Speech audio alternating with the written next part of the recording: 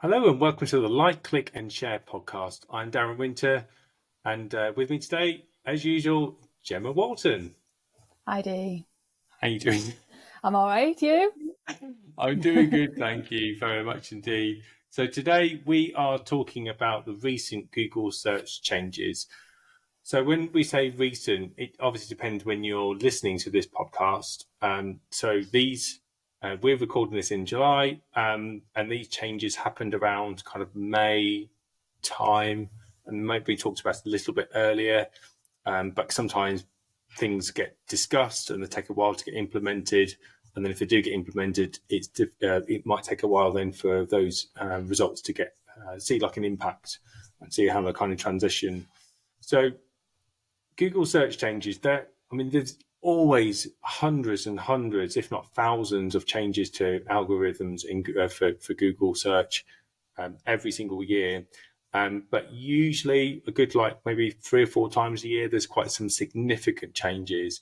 And those are the ones that marketers or anybody involved in websites tend to pay more attention to, because they tend to give a bit of a glimpse of how things might be pan out for the next maybe sort of 18 months to 2 years ahead.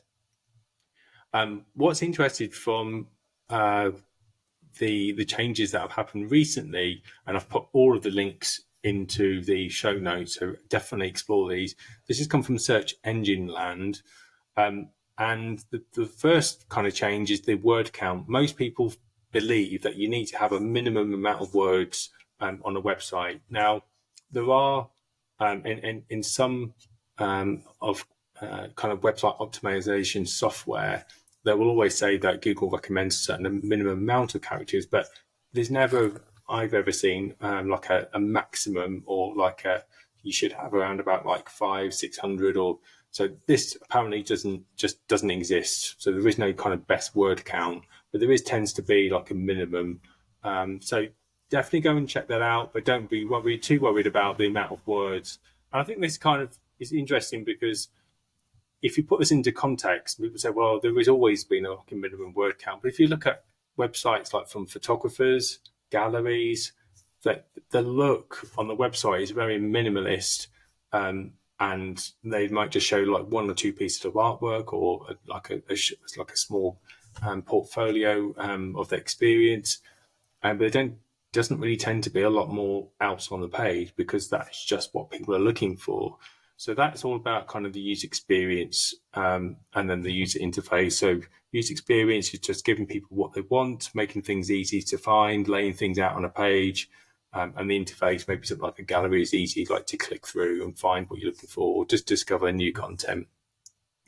But some of those websites are still really successful, and they're not affected by the word. So it's an interesting podcast, this one, because it's all about the myths of how we believe Google works. But actually now we're starting to understand that sometimes when we believe or we're being told that to do certain things, it may not actually have a bigger bearing than what you think might be happening.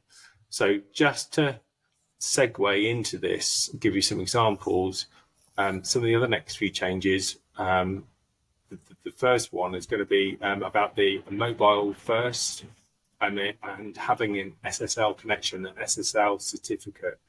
Previously, most marketers and website developers believed that Google had told us that it has to be like mobile optimized and needs to have a SSL certificate, otherwise it's going to affect your ranking. Apparently, according to Search Engine Land, and the information it's got from Google, that it's not really the definitive factors, but these are they were seen as ranking signals.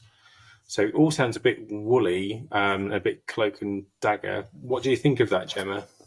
I've also seen, obviously, what you were talking about there about I think it was mobile friendly.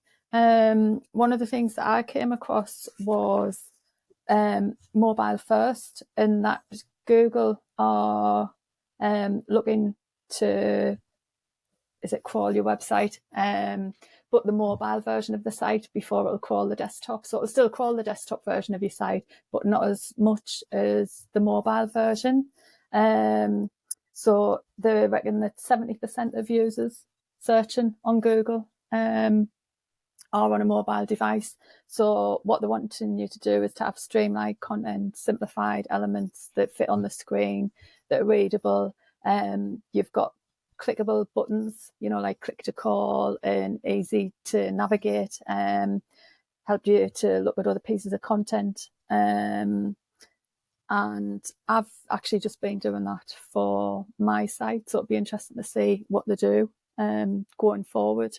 But that was just a few little bits that they said. So they want your website to be pretty much what they were saying was ready to go anytime, any place, anywhere.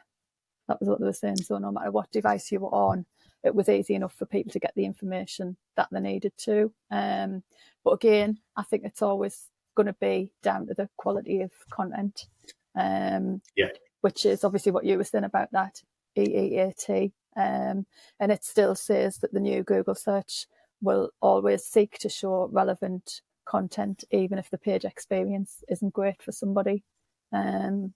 So I think that's one of the things that's been removed as well, isn't it? The page experience, that's not going to be a ranking factor either. I don't know if you've seen that. So the EEAT, so this is about expertise, experience, authoritative, and trust. So this acronym, it's been around for quite a few years actually, but every now and again it kind of comes back into the sort of like headlines. But if you use that as a basis for your content on your website or anything else that you do around your websites, then you're not going to go too far wrong. And I think we've always said before, it goes back to having a plan. There's no point just employing like a freelancer, just designing content just to try to get you to rank number one, because it is like the real kicker with it.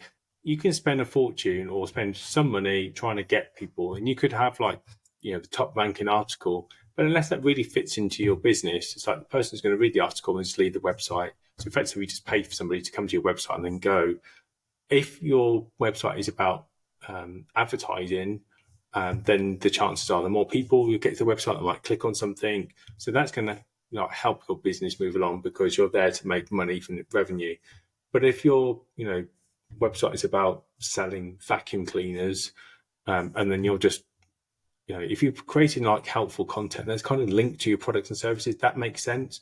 But if it's just like helpful articles that are not really linked, like it might help your website get higher, but overall it's not really going to help in your business. So there's two very different approaches. So definitely always think like, is the content going to help your business like move along? And if it isn't, just don't bother doing it. The massive trend at the moment is just so many people just throwing articles, podcasts, literally everything out there. And there's just so much content nowadays, so many social media channels, like it's just overdrive. So not one person just can't do all of that. They're not going to be able to consume all that content is what I mean. So you just have to bear that in mind, to always think about your audience. So who they are, where they tend to be. So they're more on LinkedIn, or they're more maybe on another channel. And what are their worries? What are their concerns? What are their challenges? So try to personalize your content. That's it may not get you to the top of Google, but if that's going to give you turnover in your business, that's the smart way of working. It's not always about ranking like number one on Google. It's like you can have a top ranking website and have no customers. Like, what's the point? That always goes back to the metrics you have on socials. You might have 10,000 followers or 1 million followers, but if nobody's actually doing anything to help your business move along, there's just vanity metrics. It's a complete waste of your time, complete waste of money as well. If that's what you want to do, fine, but it's not going to help you like move along. But I think just bear that in mind. But I think it really helps clarify sometimes when you get a bit stuck about, should I do this, should I do that, or if things aren't working out, go back to that acronym, think about why you're doing things in the first place, think about if you've got a plan, what is it you want people to do, and then use that kind of marketing funnel, sales process that we've kind of talked about beforehand to really break down the stages and help people move along. That's really a smart way of like using content. Have you got anything else that you might want to add to that, Gemma? No, I think you've explained that like quite well. I mean, it is right. You don't want to be at number one, because if you haven't, if they're not visiting your site to buy your goods or services, they're just visiting to read a helpful article, then yeah, great for them. They've got the help that they needed, but you've really got nothing out of it apart from you've paid the money for the article to be created, So it's I think it's right. I think it'd be interesting to see what happens over the next few months and how quickly these things take effect and what impact it has. Because I know when I've been looking at some competitors for some clients that I've been working with, some people haven't even got the mobile responsive website. So when you go on your phone, can you remember years ago, and it was just like the square box in the top, and that was your website, and then the white all the way down. So Gosh, but then they were still getting visitors to their site, so it's strange, isn't it? Yeah, it's difficult. I think people get hung up on. I think people get really hung up on all these different things, But I think keeping the key one about the EEAT, about the content, I think that's probably, you can not like forget all of the others because some of them are really important, but I think the content, and as long as it's relevant to your website and you do get what you need out of it, I think that's almost the most important thing when it comes to the rankings. I don't know what you think. Yeah, no, I agree with that. And there's something I learned this week, which I was still quite staggered, that you mentioned about desktop versus mobile, and in the States, in the US, apparently 30%, just over 30% of global traffic comes from desktop in the United States, which I thought was less staggering figure. I did find the research. I'll try and put the link below in the show notes. So apologies if I can't find it, but I found it when I was looking, and I was really surprised at the high number of people still using desktops in the States, whereas traditionally, not traditionally, but more frequently in Europe, definitely in Britain, then it's pretty much the reverse, whereas 65% of users are probably going to be on a mobile. That's an average. So it's very much different. And then you've got the tablets and all sorts of other devices as well that kind of make up the other numbers. But the desktop is much lower than that. So it's if just in case you're thinking, well, 65 plus 30 is nearly 100%. There's other devices like tablets as well, kind of like thrown into that. The other thing, I think when I go back to personalization, it's like with that desktop in mind, some of your clients may not be used to using mobiles either. So they may well just be, you might have a group that are very kind of highly focused on desktop because they just do all their work on their desktop. And then they don't really use their mobile for anything else, or they might be technically or technology challenged, if that's a phrase. But I think that, again, it's about being helpful and supportive and then moving things along, because you have to protect your business. The world is changing massively fast in terms of technology. So how we're doing business now is not going to be really how we're going to be doing business in a few years' time. Pandemic has already kind of shown that. And things are kind of settling down a little bit, but things like with AI is constantly changing, these new tools coming to people's hands, and you do need to be ready to, if you're working in IT or you're a web developer or you're a freelancer and you're working on website projects and your client is, anti-mobile or resistant to mobile, you need to be ready to try to persuade them to move along. And if you struggle to have that conversation, it's that, if they don't want to do it, you can't force people to do things they don't want. But I think there's ways that you can try and help them get to where the business needs to be to help protect them as a client and as a business.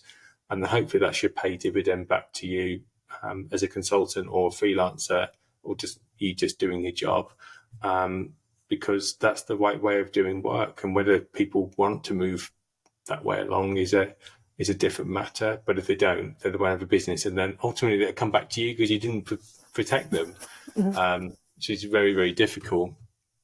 As we're kind of talking about kind of changes, the other thing I just want to kind of mention some changes here in the US. So this is about how AI is going to be used or displayed now, and Google search changes. So this was splashed all over the media back in May, but some people might have forgotten about it. So this is a trial by Google. So searches, generally, if you just type something in, they'll just come up on the screen. But if they now use AI, then they will be highlighted green.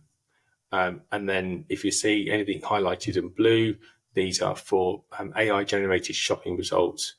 So basically, this is all about transparency and ethical transparency about where AI is being used.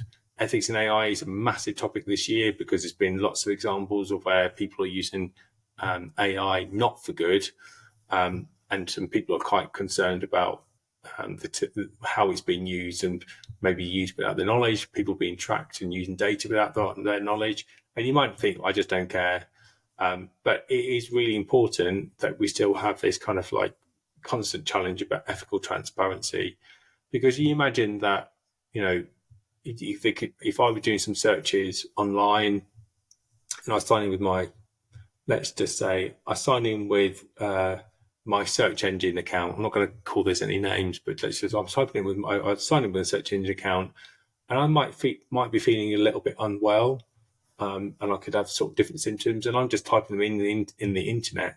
Well, if AI knows it's me, and then can collect that data, then potentially that data could be passed on to my insurance company, and my insurance company could say, we've got reason to believe you might be suffering from this, so therefore we're going to exclude you from this insurance, or we're going to increase your premiums because we've got reason to believe you might not be feeling very well, or you've seen a doctor about this. So I'm not saying that's happened, but it's just an example of how like data and that can be like used against us. And we're moving into a different world, and there's definitely in the UK, we were just saying this before we come on air, that the headlines from The Guardian are, I'll read The Guardian more than most, but definitely the headlines in the press and the media are quite sort of depressing, and, the future is doom, and, AI is going to be taking all of our jobs, and it's just all of that type of stuff. And we're going to talk about this on another podcast in the next few months, about universal income and like potentially what that future might look like, because it's just an interesting discussion. Nobody's really kind of thought about it, but for now, like most of us still have like jobs or opportunities for jobs, training. But it's just a nod that if you don't really know too much about AI or machine learning, then just start to read some articles about it. Maybe start to look towards more kind of technical websites, people with more authority. So come back to the EEAT, more expertise, experience, start hunting people out on LinkedIn and start trying to understand more about the conversation. Have a look at medium.com is a really good place to have a look at, for some really great articles. If that kind of applies to you, and then maybe get some training in as well. It's better to be forewarned and forearmed with some information to help you understand what this technology is about. So that's a lot about kind of the future of AI. What do you think? Do you think there might be some big significant changes with AI in the next year in terms of Google, Gemma? Yeah, but I think it's really hard to say what those changes are going to be. People used to predict, didn't they? Like, in 2023, this is going to change in digital marketing, or in 2023, this is going to change in X, I think with AI and how quickly things are changing, I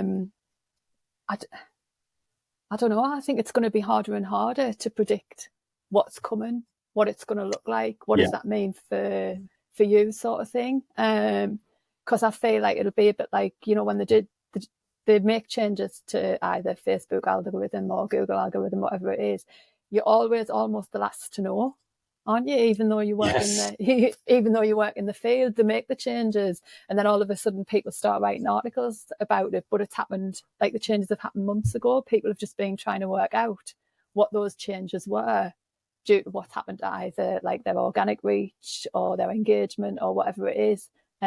So I don't know. I mean, I think a lot of it's exciting. I think a lot of it's a bit like, you don't know which way that's going to go. And obviously the the ethical AI, what you were saying there, that's a bit scary, and you can understand why some people aren't keen for certain things to happen. So I don't know, I think it'd be interesting to see what happens going forward. I mean, some of the tools are really useful, aren't they? You know, there's some great ones out there.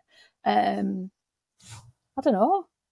I think it's just watch this. It's like watch this space, isn't it? Because it is, and interesting. That was the conclusion that I'd read quite a few different articles, like from Neil Patel and all these like search engine marketing, and some others. And the future is, like you say, it is a little bit unknown. But that's why it's important to be in that discussion or in that conversation, having a rough idea of what's going on, because then when things do land, and they do land really quickly, then you've kind of got some sense of like where it's come from and roughly kind of what to do with it and what to react to. Is, are some of the changes something you need to prioritize now, or can you just like maybe wait a few months for things to see how they kind of pan out, whether it's going to take hold or not. We've been so many major announcements over the last like 18 months, 2 years, that if you acted on every single one that come through, you wouldn't be running a business. You'd just be an IT manager.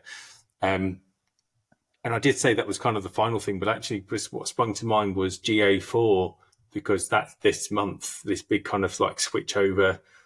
And I'll have to say, I'm quite critical of Google. I don't think they've handled it very well at all. I think it's been really quite poorly managed. I think it's quite difficult it's not, they could have made it so much easier. They could have just, one click and moved everybody across. But I think potentially, I suppose there's so many issues with like privacy and notices and things like that. You kind of have to, but again, like they're very, very clever, and they've tried to, I went through the process myself a couple of months ago, and I thought I'd done everything. And then there's this like new, I think like 7-point checklist. And maybe I just didn't finish it properly before, or I kind of, this is new. I wasn't sure. So I went through, and a lot of it's just based around @, and essentially, this just is completely overblown, and you don't really understand what you're signing up for. You don't really understand what the difference is going to make. All I know, and what I've read about, is that Google Analytics will be much more accurate, be much more improved. It's going to be using machine learning for like predictions, but ultimately it's very similar to what it was before. It's like, do you know what? Could you have just done this a better way? Could you have just done this differently? And I think they've made it very, very complicated for people. Have you done GA4? Well, it's funny you should say that. I actually was asked to set it up on a website for somebody, and I looked at it and I was like, oh, I don't want my first go or second go at like doing this on a bigger scale, because it's quite a big website, and it's going over 2 websites. I said I wouldn't feel comfortable like charging somebody and setting this up when it's not the first time that I've set up the GA4, but on that scale to track all those different things. But I said I'm happy to come in and like sit with you and see if we can do it like together, sort of thing. So I'm going in on Friday. I actually think it looks more complicated than what it is. I think it's now that you've got to connect Google Search Console to the analytics to be able to view the keywords and set up a separate report, and you've got to set up all these different reports to run these different, like whatever it is that you're tracking. I just think it's, I would agree with you. I don't think it's being done in the right way. I don't think there's been that much. And I mean, I remember speaking to somebody about it about a year ago, and them saying just, you can run both pieces of code on your website side by side, so Universal Analytics and GA4, and just keep going in and having a look around. Well, that's great, but you don't always have time to do that. And I think, like looking at Universal Analytics, every time you logged in, it was different. Do you know what I mean? Every time you logged in to get some data or look for something,